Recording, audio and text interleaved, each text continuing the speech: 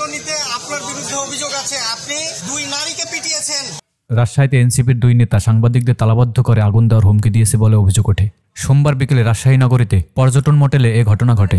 এ ঘটনা সম্পর্কে জানা যায়, গত 29শে নভেম্বর এনসিপির 114 জন সদস্য বিশিষ্ট রাজশাহী জেলা কমিটি ঘোষণা করা হয়। জেলা কমিটির আহ্বায়ক করা হয় সাইফুল ইসলামকে।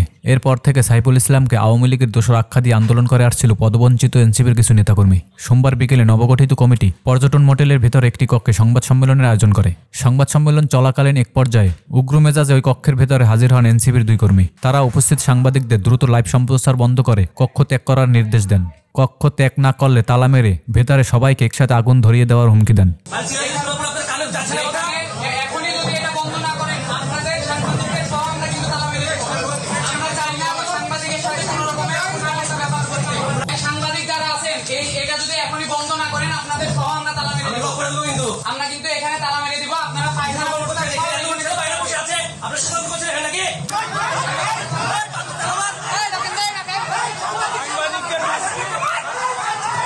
এ সময় সাংবাদিকরা সবাই প্রতিবাদ করেন। দীর্ঘ সময় ধরে এনসিপি নেতাকর্মীদের সঙ্গে উত্তপ্ত বাক্য বিনিময় চলতে থাকে। পরে ঘটনাস্থলে পুলিশ এসে 2 পক্ষকে শান্ত করার চেষ্টা করেন। সংবাদকর্মীরা এই ঘটনার তীব্র নিন্দা জানিয়েছেন এবং এই ঘটনায় জড়িত জাতীয় যুবশক্তির রাজশাহী মহানগর কমিটির যুগ্ম সদস্য সচিব শোয়েব আহমেদ ও মুখ্য সংগঠক মেহেদী হাসান ফারাবির বিচার দাবি করেন।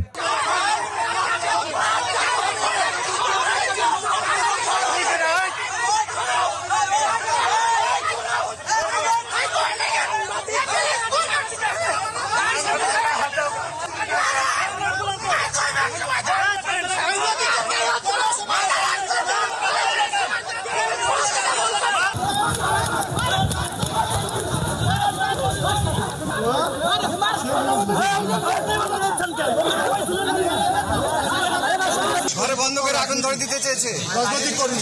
আপনার ওখানে ভিতরে গিয়ে হচ্ছে, আপনার ছেলে পাঠিয়ে আপনার তো তোলা উচিত ছিল। এনসিপির আরেকটা পার্টি প্রোগ্রাম হচ্ছে, আপনি বন্ধ করবেন কি করবেন? আপনি যে তাদের সঙ্গে কথা বলবেন, আপনি যে সরাসরি সাংবাদিককে বলবেন এই সব বন্ধ করে, এখানে সাংবাদিক আছে বাইরে, এটা বলবেন আপনি? আপনি কথা কেন বলছেন?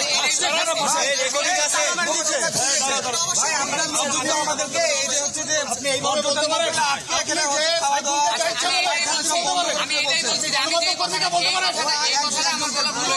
আসাম কলোনিতে আপনার বিরুদ্ধে অভিযোগ আছে, আপনি 2 নারীকে পিটিয়েছেন, আপনি রেল লাইনে ট্রেনে ঢিল মেরেছেন। এই কমিটিটা যে আসছে, যে জেলা কমিটি আসছে, সেই কমিটিরা আমরা সম্পূর্ণভাবে প্রত্যাখ্যান করছি। সেই কমিটির ভিতরে মিটিং করতেছি। এইখানে কি ধরনের কথা হচ্ছে বা কি হচ্ছে, পদত্যাগ হচ্ছে না অন্য কিছু হচ্ছে, এটা সম্পূর্ণ আপনারা জানেন, কিন্তু আমি সম্পূর্ণ একদমই অবগত না এই বিষয়ে। যেই কারণে আমাকে প্রতিনিধি হিসেবে ভিতর থেকে পাঠানো হয়েছে যে তারা যে কাজ করতেছে তাদের কাজ বন্ধ করা হবে। আমি ভিতরে গিয়ে আপনাদেরকে আমার বলার উদ্দেশ্য শুধু আপনাদের সাথে আমার কোনো দুশ্মনী নাই, আপনারা আমার ভাই, আপনি ছাড়া আমি এটা আমি স্বীকার করি। আপনাদের সামনে গিয়ে ওখানে গিয়ে যখন আমি দেখছি, আমার ইন্টেনশন এরকম ছিল যে এখানে যেটা চলতেছে আমরা মনে করছি যে তাদের কার্যক্রম, তারা হচ্ছে যে এই কমিটির কার্যক্রম গতিশীল করার লক্ষ্যে এখানে মিটিং করতেছে, আমাদের ধারণা এরকম ছিল। যেই কারণে আমি ওখানে প্রবেশ করে এটা বন্ধ করার জন্য আমি এইভাবে বলেছি। আমার সাথে আরেকজন ছিল, উল্টাপাল্টা একটু আচরণ হয়েছে আমাদের, বাট আমাদের ইন্টেনশন কখনোই আপনাদেরকে কোনোভাবেই অপমান করা, সাংবাদিকদেরকে কোনোভাবেই অপমান করার উদ্দেশ্য ছিল না। তারপরেও যদি আমি যেই কথা ব্যবহার করছি